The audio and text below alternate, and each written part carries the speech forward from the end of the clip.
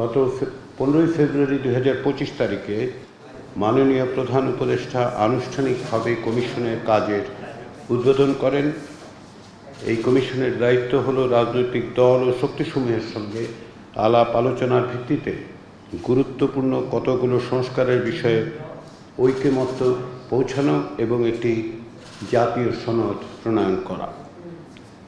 আমরা আনন্দের সঙ্গে জানাতে চাই যে গত 5.5 মাসে কমিশনের উদ্যোগে রাজনৈতিক দলগুলোর সঙ্গে 2 পর্যায়ের আলোচনার মধ্য দিয়ে কাঙ্ক্ষিত জাতীয় সনদ প্রণয়নের লক্ষ্যে তাৎপর্যপূর্ণ সংখ্যক সুপারিশ বা সংস্কার প্রস্তাবের ব্যাপারে জাতীয় ঐকমত্য অর্জন সম্ভব হয়েছে।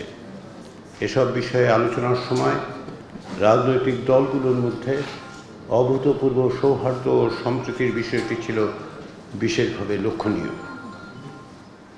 জাতীয় ঐকমত্য কমিশন 6টি কমিশনের প্রতিবেদনসমূহের মধ্যে 5টি কমিশনের চূড়ান্ত প্রতিবেদন থেকে 166টি গুরুত্বপূর্ণ সুপারিশ স্প্রেডশিট আকারে 38টি রাজনৈতিক দল ও জোটের কাছে তাদের মতামতের জন্য প্রেরণ করেছিল।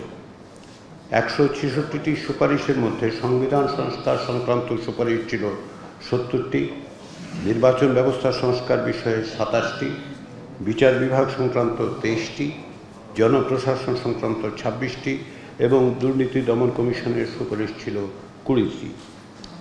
সেই সময় পুলিশ সংস্কার কমিশনের সুপারিশগুলো এই স্প্রেডশিটে অন্তর্ভুক্ত করা হয়নি এই বিবেচনায় যে সরকারের প্রশাসনিক সিদ্ধান্তের মাধ্যমে পুলিশ সংস্কার কমিশনের সুপারিশগুলো বাস্তবায়ন করা সম্ভব। রাজনৈতিক দল এবং জোটগুলোর কাছ থেকে পাওয়া স্প্রেডশিটে এবং বিস্তারিত লিখিত মতামতের প্রেক্ষিতে কমিশন গত 20 মার্চ তারিখে রাজনৈতিক দল এবং জোটগুলোর সঙ্গে আলোচনা শুরু করে। এই আলোচনা 19 মে 2025 তারিখ পর্যন্ত অব্যাহত থাকে এবং সে সময় 32টি রাজনৈতিক দল ও জোটের সঙ্গে 44টি অধিবেশন অনুষ্ঠিত হয়। আলোচনার সুবিধার্থে কয়েকটি দলের সঙ্গে একাধিক দিনও বৈঠক করা হয়েছিল। প্রথম পর্যায়ে গঠিত 6টি কমিশনের মধ্যে সংবিধান সংস্কার কমিশন ছাড়া বাকি 5টি কমিশন তাদের মোট 165টি সুপারিশকে আশু বাস্তবায়নযোগ্য বলে চিহ্নিত করে সেগুলো বাস্তবায়নের জন্য সরকারের কাছে প্রেরণ করে।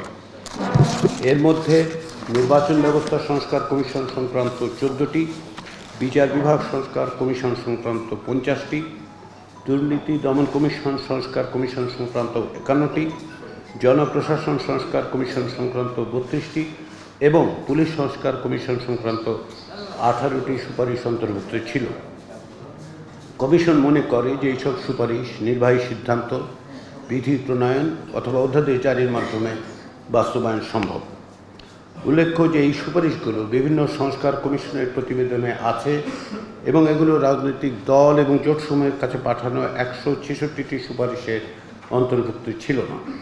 সরকার এরই মধ্যে 18টি সুপারিশ পূর্ণাঙ্গরূপে, 12টি সুপারিশ আংশিকভাবে বাস্তবায়ন করেছেন বলে ঐকমত্য কমিশনকে জানিয়েছেন।